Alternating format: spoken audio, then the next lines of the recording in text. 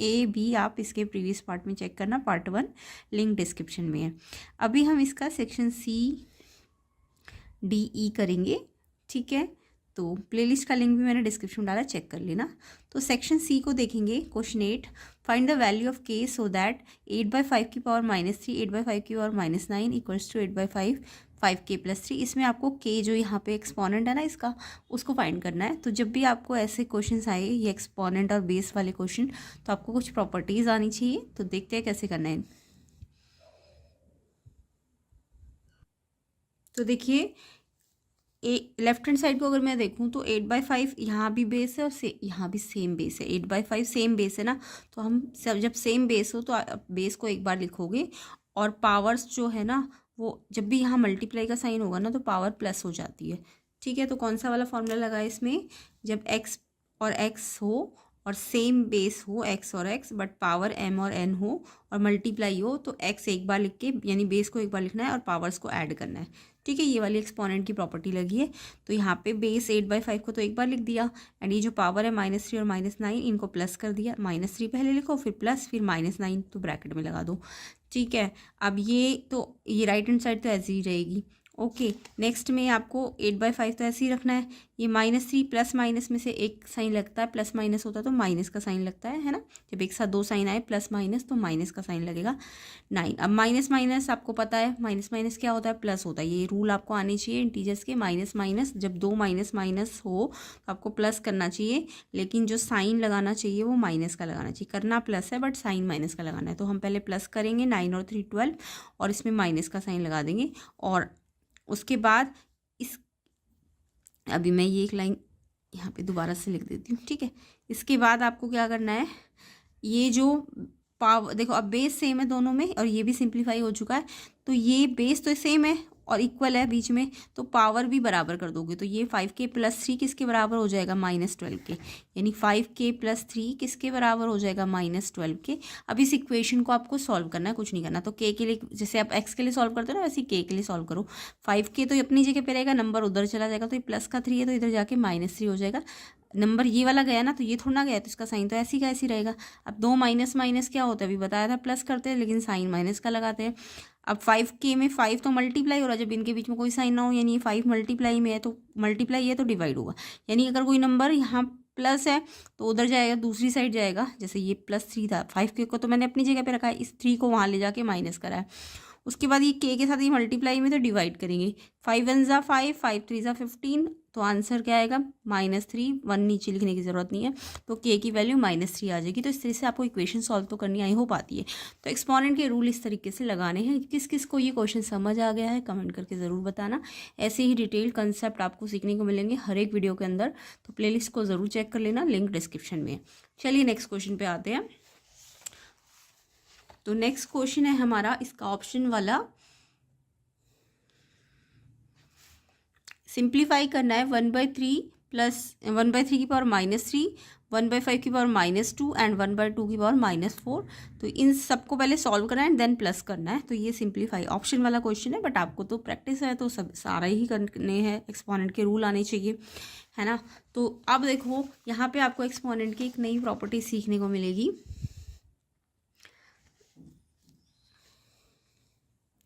तो क्या है वो प्रॉपर्टी, जब भी कोई बेस हो और उस पर नेगेटिव पावर हो, यानी एक्स अगर बेस है और उस पर अगर कोई नेगेटिव पावर है, मान लो -1 है, तो जब भी पावर नेगेटिव होती है ना, तो आप इस बेस को ना रेसिप्रोकल करोगे। तो एक्स क्या है, एक्स है, तो उसका रेसिप्रोकल क्या होगा, 1/x। तो जब भी पावर नेगेटिव होती है ना, तो बेस को ना रेसिप्रोकल कर देते हैं, तो ये पावर 1 है ना प्लस की हो जाएगी, ठीक है।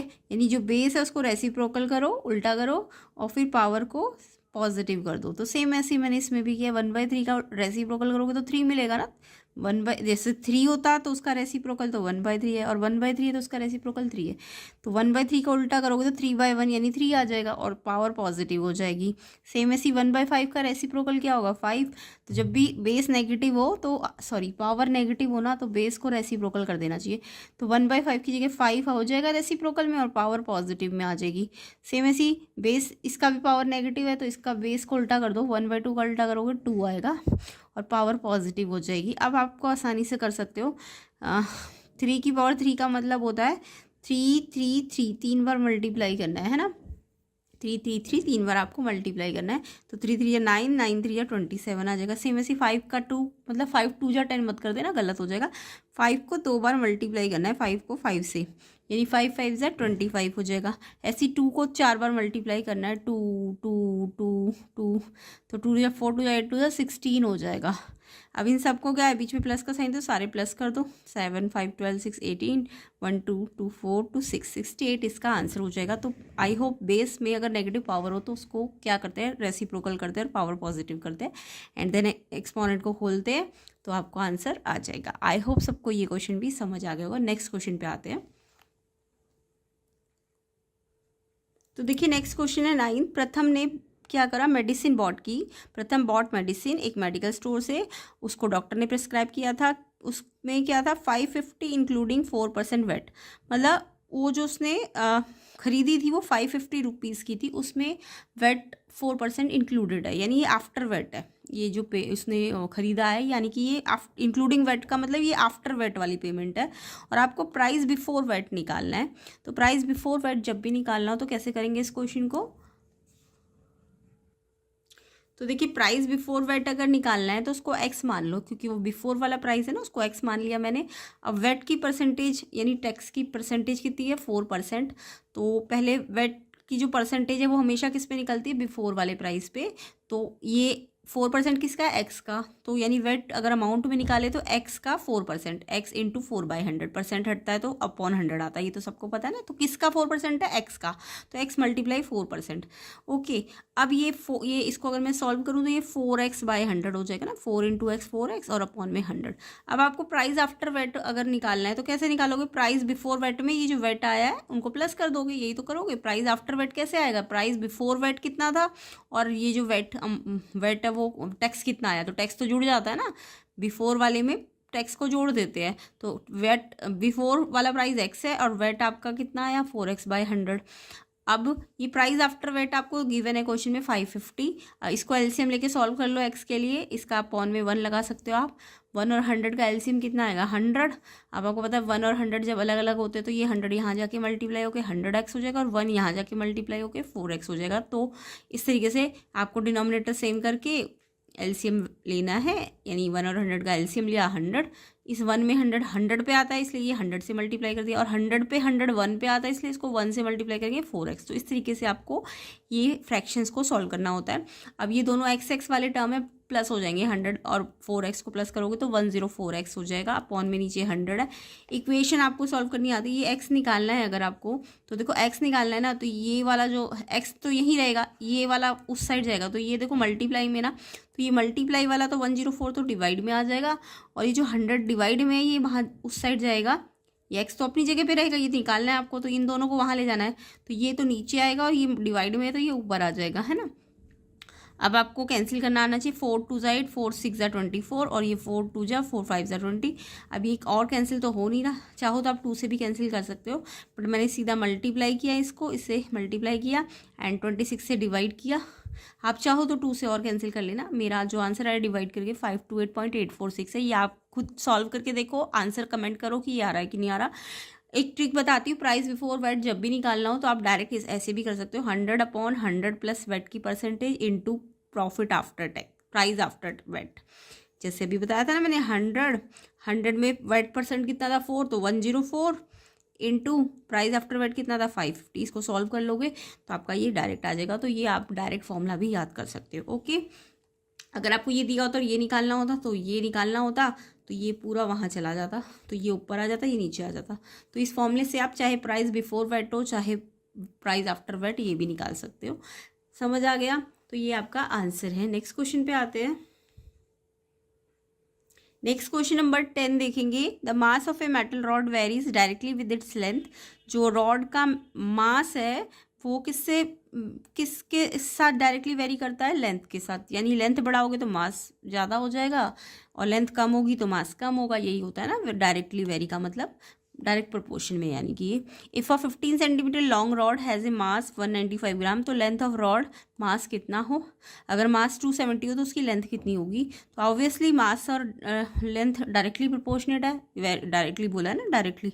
तो इट मीन्स अगर मास पहले 195 है, अब ज़्यादा हो गया तो लेंथ भी क्या आनी चाहिए, ज़्यादा आनी चाहिए। अब ये डायरेक्ट प्रोपोर्शन के क्वेश्चन के लिए आपको टेबल बनाना होगा पहले।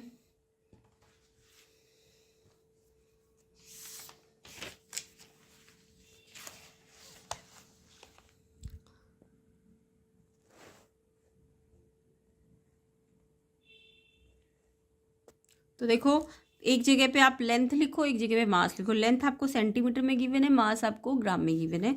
लेंथ अगर 15 थी तो मास गिवन था 195, है ना, बोला था क्वेश्चन में। लेंथ अगर 15 है, क्वेश्चन समझ आ गया ना। देखो लेंथ 15 है तो मास कितना है 195, और मास गिवन है तो लेंथ निकालनी है।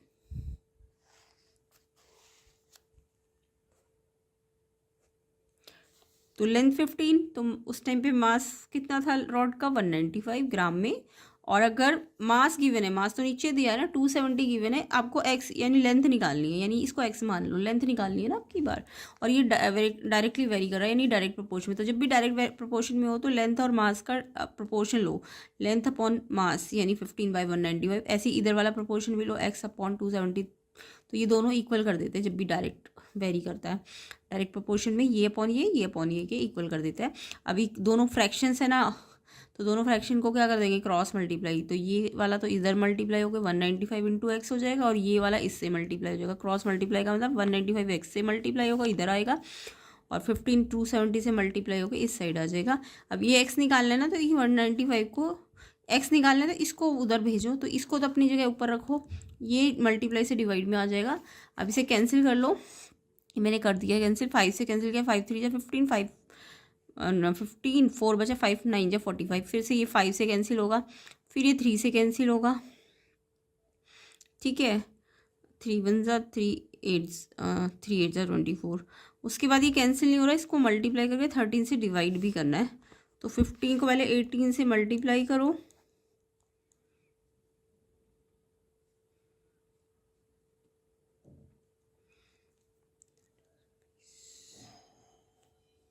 270, और फिर 13 से डिवाइड कर देना।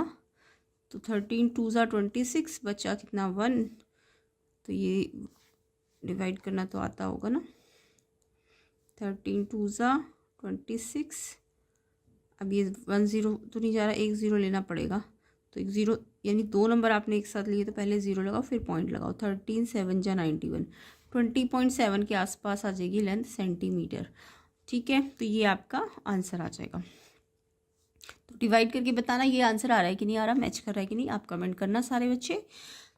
नेक्स्ट पे आते हैं सेक्शन डी पे।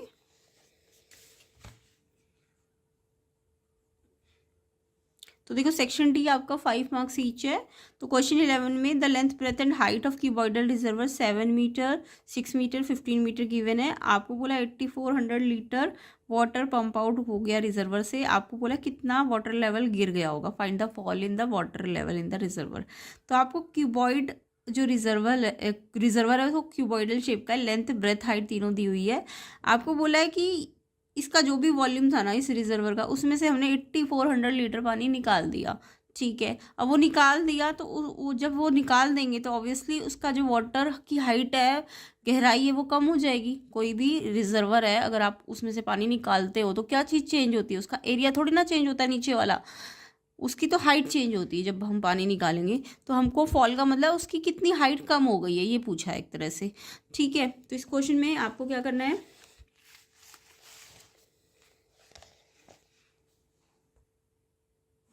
तो क्वेश्चन तो आई होप समझ आ गया होगा। तो आपको टोटल वॉल्यूम पहले LBH करके निकाल देना है, किसका, रिजर्वर का। वैसे तो निकालने की ज़रूरत नहीं है, फिर भी मैं बता दे रही हूँ। पानी कितना है रिजर्वर में, टोटल वाटर कितना है, टोटल वॉल्यूम का मतलब टोटल वाटर कितना है उसके अंदर, रिजर्वर के अंदर टोटल वाटर, ठीक है। टोटल वाटर कितना है, LBH वॉल्यूम, वाटर मतलब वॉल्यूम, L 7 है, B 6 है, H आपकी 15 थी पहले, ठीक है। तो ये 15 6 90, 77 से मल्टीप्लाई कर 630, और सारी चीज़ें मीटर में, तो मीटर क्यूब। इतना पानी था टोटल उसमें, बट हमने कितना पानी निकाला, हमने निकाला 8400 लीटर। अच्छा ये मीटर क्यूब में है, जबकि हमारे को क्वेश्चन में लीटर में दिया है, तो मेरे को तो लीटर को मीटर क्यूब में बदलना पड़ेगा। तो आपको याद रखना है 1 मीटर क्यूब 1000 लीटर के बराबर है। तो अगर लीटर को मीटर क्यूब में बदलना है तो 1 लीटर निकालना है, 1000 लीटर से 1 लीटर अगर निकालना है तो आपको क्या करना पड़ेगा, इधर 1000 को इधर भेजना पड़ेगा ना। यानी कि 1 मीटर क्यूब 1000 लीटर के बराबर है, तो मीटर क्यूब को जब भी लीटर में बदलते हैं तो 1000 से डिवाइड करते हैं। तो ये 1 2 3 के बाद डेसिमल आ गया, यानी 8.4 मीटर क्यूब आ गया। यानी इतना पानी हमने निकाला है, और पानी था कितना 630, जबकि इतना निकाल लिया। अगर ये पूछते कितना पानी बचा तो इसमें से इसको माइनस कर देते, बट आपको ये नहीं पूछा, आपको पूछा कितनी हाइट कम हो गई, यानी पानी का लेवल कितना गिर गया। तो लेवल ऑफ वाटर कितना गिरा, यानी एच निकालना है मेरे को। एल भी तो सेम ही रहेगा, बट एच फॉल कितना हुआ वो निकालना है। तो एल कितना है 7, बी 6 ही है, बट एच निकालना है कितना गिरा, गहराई कितनी कम हो गई। तो ये जो वाटर फॉल है, वाटरफॉल तो आपको गिवन है ना 8.4 है ना। लेवल ऑफ वाटर कितना गिरा है 8.4। वाटरफॉल कितना है 8.4, और वो कैसे निकलेगा, एल बी एच, एच कौन सा वाला लोगे, फॉल वाला। तो एच फॉल आपको निकालना है, ये गिवन था, एरिया तो चेंज नहीं होगा, सिर्फ एच चेंज होगा। तो ये 7 6 को मल्टीप्लाई हो रहा है, ये निकालना है, तो ये दोनों को उधर भेज दो डिवाइड में। अब ये 7 से ये कट जाएगा 1.2, 6 से ये कट जाएगा 6 2 जा, और 1 के बाद डेसिमल लगा देंगे तो 0.2 मीटर। अगर आपको इसे सेंटीमीटर में बदलना है तो 100 से मल्टीप्लाई कर दोगे तो ये 20 सेंटीमीटर आ जाएगा। तो आंसर ये भी हो सकता है, ये भी हो सकता है। तो इस तरीके से ये क्वेश्चन करना था, तो यहाँ से शुरू करना था, यहाँ तक खत्म था। ये मैंने एक्स्ट्रा बताया, तो आपको याद रखना है कि अगर वाटर लेफ्ट पूछते तो इसमें से इसको माइनस कर देते। क्लियर, कन्वर्जन भी आई होप सब समझ आ गया होगा। नेक्स्ट क्वेश्चन पे आते हैं 12th। तो अच्छी तरह से प्रैक्टिस करना है। इसका पार्ट 1 भी मैंने डिटेल में समझा रखा है, कंसेप्ट समझा रखे हैं, उसको भी आप चेक कर लेना। और चेक करने का मतलब करना भी होता है, तो आपको उसे खुद प्रैक्टिस करना है। फर्स्ट क्वेश्चन देखो 12th का, 2/5 of total number of student एक स्कूल क्या होता है, come by car, while 1/4 of student come by bus to school, all other student walk to school, of which 1/3 walk on their own and the rest are escorted by their parents. 224 student come to school walking on their own. Find how many student study in the school, come to school by car, come to school by bus, escorted by their parent. Question समझ आ गया होगा। मतलब जो भी total student है उसका 2/5 तो कार से आते हैं, और टोटल स्टूडेंट का 1/4 जो है वो बस से आते हैं। बचे हुए जो बच्चे हैं वो मतलब खुद चल के आते हैं। अब वो जितने भी बचे हुए बच्चे वॉकर्स है, यानी जो चल के आ रहे हैं, उनमें से 1/3 तो अपने आप आते हैं, अकेले आते हैं, और बचे हुए जो है यानी 2/3 जो होंगे, 1/3 अगर वॉक खुद अकेले आते हैं, तो जो बचेंगे वो 2/3 होंगे, है ना, वो पेरेंट्स के साथ आते हैं। मतलब टोटल वॉक वाले जितने भी बच्चे हैं उनमें से 1/3 अपने आप खुद अकेले आते हैं, और जो 2/3 बचेंगे, 1/3 से जो बचे हुए वो 2/3 होंगे ना, वॉक जितने वॉक करके आ रहे हैं, तो वो पेरेंट्स के साथ आ रहे हैं। अब क्वेश्चन में 224 स्टूडेंट बोला है वॉकिंग ऑन देयर ओन, वो खुद आते, यानी कि उनका 1/3 भी बोल दिया उनको, और वो बोला नंबर भी दे दिया आपको 224, यानी कि 1/3 वॉक ऑन देयर ओन। ठीक है, तो all the other student walk to school of which 1/3, यानी कि बचे हुए बच्चे में से 1/3 अपने आप आ रहे हैं, और वो है कितने 224। तो इसके लिए आपको क्या करना है,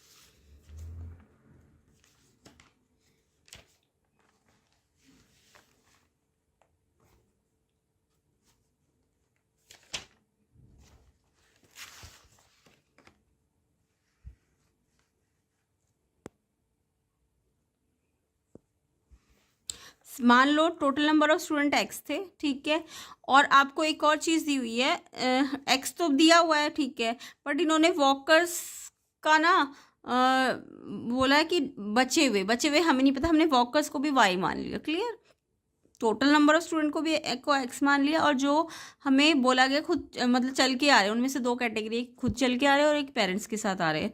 मतलब दोनों ही चल के रहे हैं, बट वो पेरेंट्स के साथ भी आ रहे हैं और खुद अकेले भी आ रहे हैं। तो जो टोटल वॉकर्स है जो चल के आ रहे हैं वो वाई है मान लो, तो वाई वॉकर्स जो है उनका 1/3 आपको 224 गिवन है। याद रखना टोटल का एक्स का 1/3 नहीं दिया क्वेश्चन में आपको, ये जो वॉकर्स है, क्योंकि वॉकर्स को 2 कैटेगरी में बांटा गया था, एक तो ओन अपने आप चल के आ रहे हैं और एक पेरेंट्स के साथ चल के आ रहे हैं। ठीक है, तो वॉकर्स को मैंने वाई मान लिया, ठीक है, तो y का 1/3 जो है वो अपने आप चल के आ रहे हैं, तो वो 224 गिवन है आपको। तो आप वॉकर y निकाल लो, 1/3 को यहाँ ये 1/3 है तो उधर जाके 3/1 हो जाएगा, यहाँ डिवाइड है ना, तो 3 यहाँ मल्टीप्लाई में आ गया, तो मल्टीप्लाई करके तो 672, यानी कि y जो नंबर ऑफ जो वॉकर्स थे जो चल के आ रहे थे वो कितने थे, 672। अब अगर अपने आप चलने वाले 672 है, तो जो पेरेंट्स जिनको एस्कॉर्ट कर रहे हैं, पेरेंट्स के साथ जो आ रहे हैं, वो टोटल वॉकर्स 672 का कितना होगा, अगर ये 1/3 है तो वो 2/3 होंगे, है ना। 1/3 का बचा हुआ पार्ट कितना होता है, 2/3 होता है। 1 में से 1/3 हटाओगे तो 2/3 ही तो आएगा। तो 672 जो वॉकर्स आए उनका 2/3 पेरेंट्स के साथ आ रहे हैं, तो पेरेंट्स के साथ कितने आ रहे हैं, 448। इसका 2/3 निकालो, 3 से कट जाएगा ये, 224 एंड 2 करोगे तो 448 आ जाएगा। अब आपको क्वेश्चन में कंडीशन लगानी है, क्योंकि अब मेरे को एक्स भी निकालना है। एक्स क्या थे, मेरे टोटल नंबर ऑफ स्टूडेंट, क्योंकि फर्स्ट पार्ट में हमको टोटल नंबर ऑफ स्टूडेंट निकालना है। तो इन्होंने क्वेश्चन में बोला था जो 2/5 है एक्स का, टोटल स्टूडेंट एक्स है उसका 2/5 बस से आ रहे हैं, और टोटल स्टूडेंट्स का ही 1/4 का किससे आ रहे थे, कार से आ रहे थे, और जो बचे हुए थे वो वॉकर्स थे। अब वो वॉकर हमने 2 कैटेगरी में बांटा था, एक जो खुद आ रहे हैं और एक जो पेरेंट्स के साथ आ रहे हैं। तो इनको या तो इन दोनों को प्लस कर लो, 224 और 448 को, या फिर आप इनको आपने वॉकर निकाल दो दिए 672, तो मैंने सीधा जो वॉकर्स है, क्योंकि एक बस से आ रहे, एक कार से आ रहे हैं और एक चल के आ रहे, तो चल के 2 कैटेगरी थी, मैंने उनका टोटल ही ले लिया 672, एंड ये पूरा मिला के टोटल स्टूडेंट्स बन जाएगा एक्स। अब ये इक्वेशन को एक्स के लिए सॉल्व करना है आपको, तो ये एक्स तो यहीं रहेगा, ये दोनों एक्स वाले टर्म उधर जाएंगे, तो ये प्लस के है ना, दोनों उधर जाके माइनस के हो जाएंगे, एंड ये नंबर अपनी जगह पे ही रहेगा, तो इसका साइन चेंज नहीं करना। इन दोनों को उधर भेजा है तो इसलिए इनका साइन चेंज करना है। अब ये एलसीएम ले लो, 154 का एलसीएम लोगे तो 20 आ जाएगा, 5 4 सा 20 होता है ना। अब ये 1 पे 20, ये डिनोमिनेटर है 1 पे 20 पे आता है, तो इसको 20 से मल्टीप्लाई करो, 20x। 5 पे 20 कब आता है, 4 से, 5 4 जा, तो इसको 4 से मल्टीप्लाई कर दो, 2 4 जा 8x। 4 में 25 पे आता है, 4 5 जा, तो ऊपर वाले को 5 से मल्टीप्लाई कर दिया, 5x इक्वल टू 672। अब ये पूरा फ्रैक्शन बन गया, तो पूरा फ्रैक्शन जब बन जाता है तो क्रॉस मल्टीप्लाई कर दो, ये इसके नीचे 1 है तो ये 20 तो यहाँ जाके मल्टीप्लाई हो जाएगा, और x को सॉल्व कर लो, 20 प्लस के x है और माइनस माइनस माइनस के 13x है, minus minus plus, sign minus का प्लस माइनस 7x बचेगा प्लस का, क्योंकि ये बड़ा है, और इसको मल्टीप्लाई करके आप चाहो तो मल्टीप्लाई कर लो, नहीं तो बिना मल्टीप्लाई करे ऐसे ही रहने दोगे, तो ये 7 को वहाँ ले जाके डिवाइड कर देना।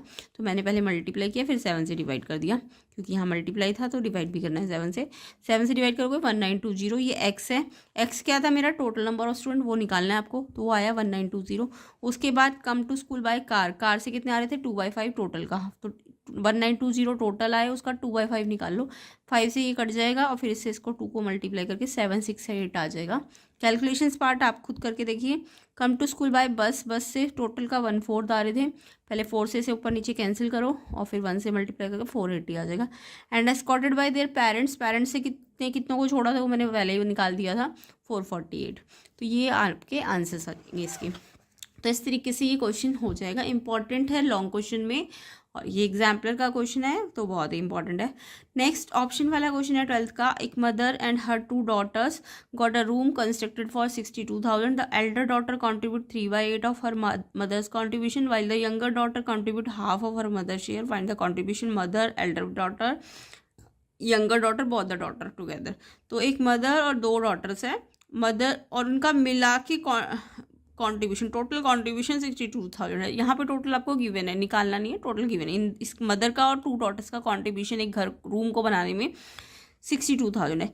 अब जो एल्डर डॉटर है, बड़ी डॉटर, उसका जो भी मदर ने कॉन्ट्रीब्यूट किया होगा ना, उसका वो 3/8 कॉन्ट्रीब्यूशन दे रही है, और जो यंगर डॉटर है, छोटी डॉटर, छोटी बेटी है, वो मदर के शेयर का हाफ दे रही है। तो मदर के शेयर को आप एक्स मान लो, तो इन दोनों के शेयर भी निकल जाएंगे, और फिर आपको ये सारी चीज़ें निकालनी होगी। तो सिंपल ही क्वेश्चन है।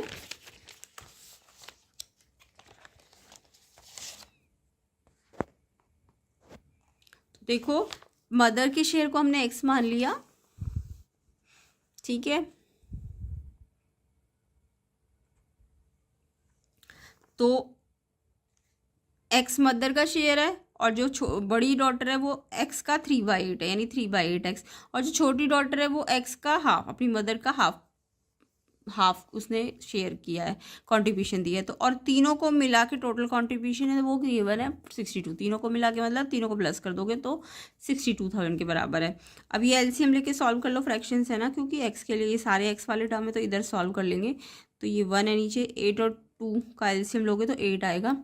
8 और 2 का एलसीएम कितना आता है? 8 एलसीएम लेना, आई होप सबको आता होगा। 1 में 8 कब आएगा? 8 पे, तो ऊपर वाले को 8 से मल्टीप्लाई करा। 8 में 8 1 पे आता है ना, 8 1 ज़ा 8, तो इसको 1 से मल्टीप्लाई करके 3x आ जाएगा। 2 में 8 4 पे आता है, 2 4 ज़ा 8, तो इसको ऊपर वाले को 4 से मल्टीप्लाई करो 4x and equal to 62,000 upon पूरा फ्रैक्शन बन जाए तो ये क्रॉस मल्टीप्लाई कर दो, ये इससे मल्टीप्लाई हो जाएगा एंड ये तो सारे प्लस के तो 8 3 11 4 15x हो जाएगा। अब x निकालना तो 15 मल्टीप्लाई में डिवाइड में आ जाएगा।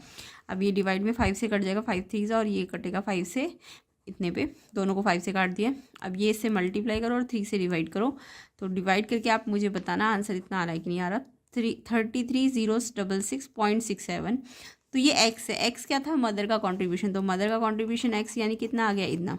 अब आपको एल्डर डॉटर का भी निकालना है। एल्डर डॉटर का अपनी मदर का, देखो अपनी मदर का 3/8 है, तो मैं मदर का पॉइंट वाला ना लेके फ्रैक्शन वाला ले लूँगी, उसको आसानी से कट जाएगा। तो आप पॉइंट वाला ना लेके फ्रैक्शन वाला पार्ट, ये मतलब इसको बिना डिवाइड किए वाला ये वाला ले लो। ये भी तो मदर का कंट्रीब्यूशन है, इसको डिवाइड करके तो ये आंसर आया। तो मुझे डॉटर के लिए निकालना है तो मैं ये वाला फ्रैक्शन ले लूँगी। तो 9920 इंटू अपॉन 3 और उसका 3/8, तो 3 से ये 3 कट जाएगा और ये 8 से कट जाएगा डायरेक्ट, तो ये इतना आ जाएगा। अगर आप पॉइंट पे 3/8 निकालोगे तो लेंदी हो जाएगा, इसलिए सीधा फ्रैक्शन वाला ले लो, ठीक है। सेम ऐसी यंगर डॉटर के लिए भी आप फ्रैक्शन वाला पार्ट लो और उसका हाफ निकालो। तो ये तो 2 से पहले कटेगा एंड 3 से डिवाइड हो जाएगा। पहले 2 से काट लेना और फिर 3 से डिवाइड करके ये इतना आ जाएगा, ये भी पॉइंट में ही आएगा। फिर बहुत डॉटर का निकालना है, इन दोनों को प्लस करना, इसके बाद पॉइंट का डबल लगा के फिर पॉइंट के नीचे पॉइंट करके प्लस कर देना। तो ये प्लस करके इतना आ जाएगा 28,933.33। तो ये रुपीज़ में आएंगे सारी चीज़ें। तो इस तरीके से आंसर आपको ना कैलकुलेशन पार्ट खुद करके मुझे कमेंट कीजिए ये आंसर्स आपके आ रहे कि नहीं आ रहे। आई होप सबके आंसर्स भी आ जाएंगे। तो कैलकुलेशन पार्ट आपको करना है। नेक्स्ट देखते हैं इसका। नेक्स्ट क्वेश्चन है आपका, स्टडी करना है ग्राफ को एंड आंसर्स देने हैं। तो ये ग्राफ दिख रहा होगा आपको। इसमें क्या है, यहाँ पे टेम्परेचर दिया हुआ है वाई एक्सिस पे और नीचे डेज दिए हुए हैं। तो आपको पहले तो बोला कौन सी इन्फॉर्मेशन दे रहा है ग्राफ, तो this graph inform maximum temperature in different days of the week, है ना। ये आपको बताना है कि टेम्परेचर और डेज यानी मैक्सिमम टेम्परेचर शो कर रहा है डिफरेंट डेज में। तो इन्फॉर्मेशन क्या दे रहा है graph shows maximum temperature in different days. तो इसको और इसको लिख दिया करो, maximum temperature in different days of week. तो ये आपको इन्फॉर्मेशन मिल रही है, ठीक है। पहला तो पता चल गया, A option maximum temperature in different days in week. Next आपको बोला है on which day was the temperature the least. सबसे कम टेम्परेचर आपको कब दिख रहा है? तो देखो सबसे कम टेम्परेचर दिख रहा है आपको, सबसे कम पूछा है ना, लीस्ट का मतलब सबसे कम। तो सबसे कम टेम्परेचर देखो ये वाला सबसे नीचे है ना, ये पॉइंट, ये संडे को है। तो ये वाला पॉइंट कहाँ कब है? संडे को। इसी दिन तो सबसे कम टेम्परेचर है, 25 है ऑलमोस्ट। तो सबसे कम टेम्परेचर संडे को है। उसके बाद पूछा on which day was the temperature 31 degree. 31 degree देखो ये 24 26 के बीच में 25 आया होगा, तो 30 और 32 के बीच में 31 यहाँ पे कहीं आएगा। तो ये वाला कहीं पे पॉइंट नहीं लगा। मेरे हिसाब से ये वाला पॉइंट 31 पे आना चाहिए था। तो ये 31 पे आएगा और कोई तो पॉइंट है नहीं। तो 31 पे अगर ये पॉइंट है तो ये आएगा वेडनेसडे को। तो 31 डिग्री सेल्सियस कब है? वेडनेसडे को। Next day on which day was the temperature 28 degree. 28 degree देखो ये रहा 28 कब है? ये रहा यहाँ पे। ये कौन सा डे है? मंडे। तो यहाँ से पहले 28 से यहाँ गए और फिर मंडे पे आ गए। डे पूछा आपको Monday. Which was the hottest day. Hottest मतलब सबसे ज़्यादा टेम्परेचर। सबसे ऊपर पॉइंट कहाँ पे? ये वाला पॉइंट है ना सबसे ऊपर। तो ये किस दिन है? सबसे हॉटेस्ट टेम्परेचर है कितना? 34। और ये है किस दिन? फ्राइडे को। तो फ्राइडे आएगा इसका आंसर। तो इस तरीके से इन सबके आंसर्स आपको पता चल जाएंगे।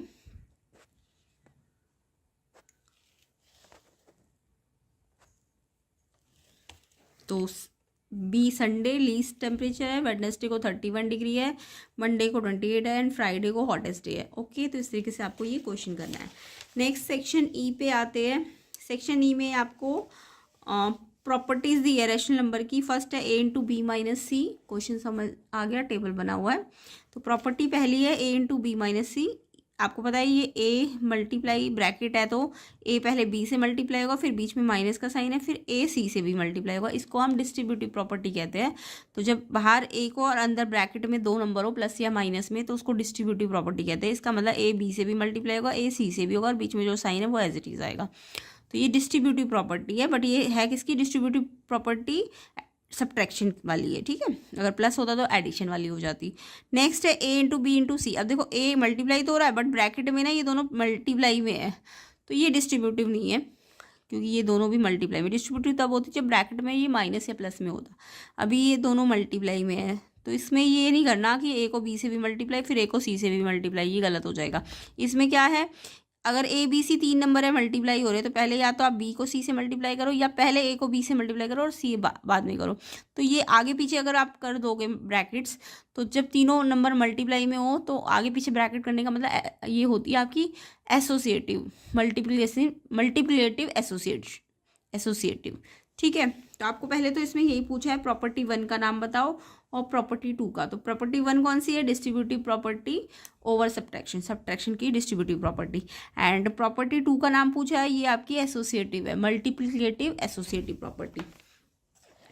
तो पहला तो क्वेश्चन समझ आ गया होगा। पहला प्रॉपर्टी कौन सा है?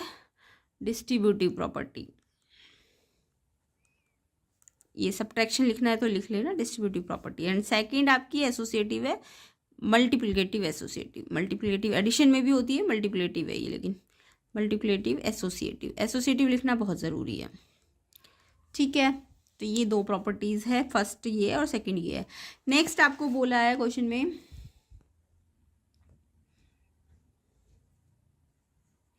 नेक्स्ट क्वेश्चन है वेरीफाई द प्रॉपर्टी 1। अब की यार प्रॉपर्टी 1 को वेरीफाई करना है। ए की वैल्यू दी है 1/3, बी की वैल्यू दी है 1/4, सी की वैल्यू दी है 1/5। तो प्रॉपर्टी 1 कौन सी है? देखो ए मल्टीप्लाई बी माइनस सी। अब आपको ये जो वैल्यूज है ना लेफ्ट हैंड साइड पे भी लगानी है और राइट हैंड साइड पे भी लगानी है। तो ए की वैल्यू, बी की वैल्यू, सी की वैल्यू गिवन है। आप पहले इसे इन वैल्यूज को किधर लगाओगे? लेफ्ट हैंड साइड पे। लेफ्ट हैंड साइड पे आपका ये है और राइट हैंड साइड पे आपका ये है। तो ए 1/3 इंटू ब्रैकेट बी कितना है 1/4, सी कितना है 1/5, बीच में माइनस। तो पहले ब्रैकेट को सॉल्व करते हैं। बॉडमास का रूल पता है ना, पहले ब्रैकेट सॉल्व करो।